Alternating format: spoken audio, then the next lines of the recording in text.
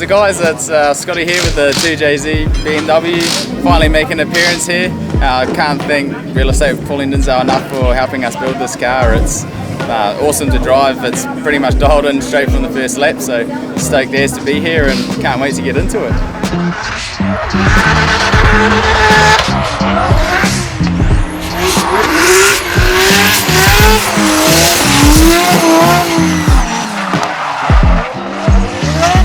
So it's a BMW E92, 2007. These things are proven overseas, so it was sort of our first option to look into, and my old man's a big fan of BMW, so it's always good to keep them in the party.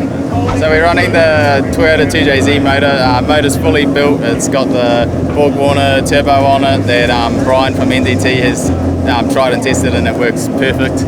We're also running the full Wisefab suspension throughout the car. It's also tested and proven, and it's doing its job today, so we're just working with the wheel alignment and dialing it in, and can't wait to get into it.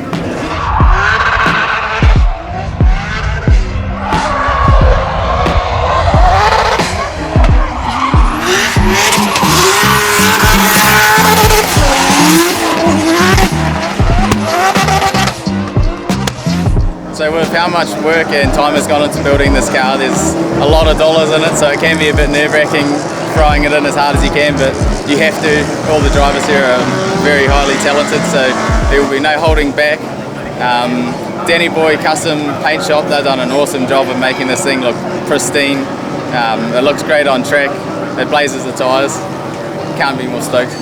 So we've got the John Edward Customs E92 kit on this thing. He's been an absolute legend and moulded all the panels for us, so no matter what wall rounds or whatever, he's given us the go ahead to give this thing depth, and we'll have every panel moulded, so if we have any damage we'll be able to keep it in mint condition at all times. Can't thank him enough. So the biggest thing I found from this to the S13 is the crazy amount of grip. Like, the car's quite a lot bigger too. The steering and everything feels so much more dialed in, it's very controllable.